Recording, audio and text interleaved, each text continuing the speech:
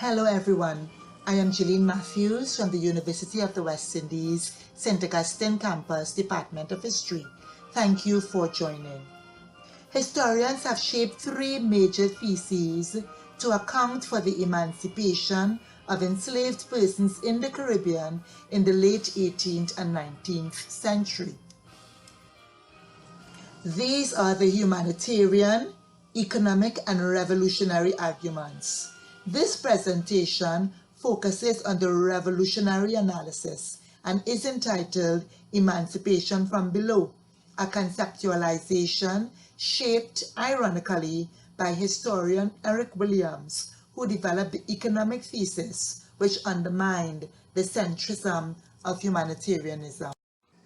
While indeed the campaigns of white abolitionists in Britain and other parts of Europe, as well as the declining economic value of Caribbean colonies to their respective mother countries, did influence emancipation, no one hated slavery more than the enslaved themselves, and no one worked more assiduously to break the chains of enslavement than the enslaved themselves.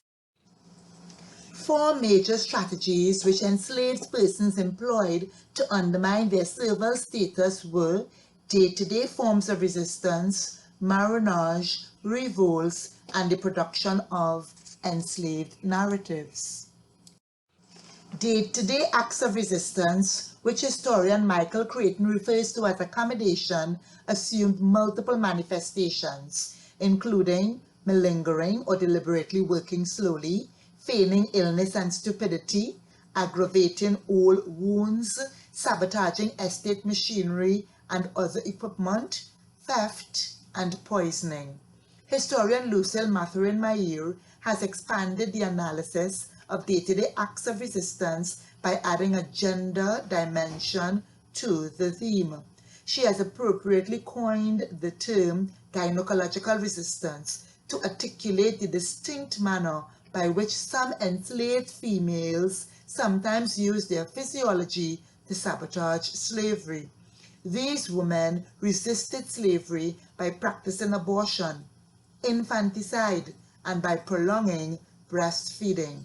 Steve O'Buckridge cautioned, however, that not every act of abortion was a form of resistance, and that infanticide was not widely practiced. Mathurin-Mayer also pays attention, as does Vivian Shepherd, to what became known as petticoat resistance, the act of women wasting labor time, complaining in a cantankerous manner about one petty issue or the other.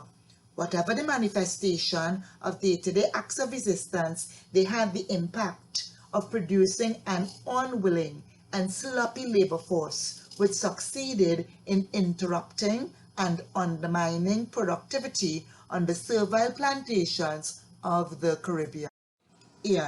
Marronage, or running away from enslavers, was one of the most dynamic strategies by which enslaved persons became agents of their own freedom.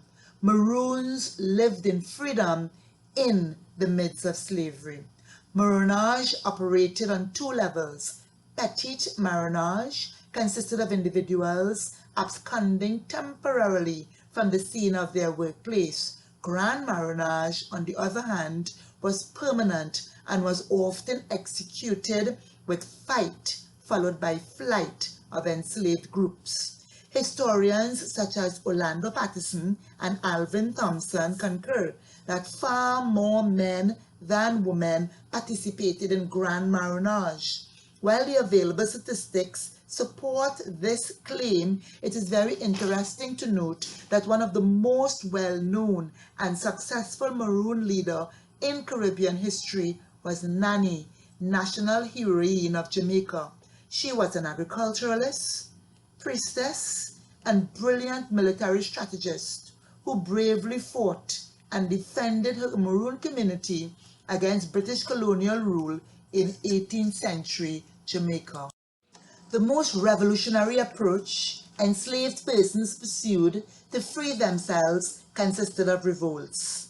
Enslavers through the region lived in perpetual fear that at any time and in any colony, groups of the enslaved population could rise up, destroy estate property, and take the lives of the white managerial class in a bid to end slavery. The most successful attempt of the enslaved to achieve freedom by war became known as the Haitian Revolution of 1791. The revolution not only ended slavery in Haiti, but also ended colonial rule and established the first Black independent republic in the world. Other enslaved revolts, which in the long run contributed to the dismantling of slavery, were Tapi's Revolt of 1760, the Berbice Revolt of 1763, Bossa's Revolt of 1816 in the island of Barbados, the Demerara Revolt of 1823, and Sam Sharp's Revolt of 1831-1832 in Jamaica. These revolts forced white abolitionists in Europe to declare that if emancipation did not come from above by law, it would come from below by war. In comparison to the hundreds of enslaved narratives which emerged out of the slavery experience in the southern states of the USA, no more than 5 such publications have been popularized coming out of the Caribbean. These are The Interesting Narrative of the Life of Olado Equiano, or Gustavus Vassa the African, The History of Mary Prince, a West Indian slave related by herself, Negro Slavery, described by a Negro, being the narrative of Ashton Warner, a slave from St. Vincent, and the letters of the late Ignatius Sancho, as well as Thoughts and Sentiments on the Evil of Slavery by Otoba Koguano.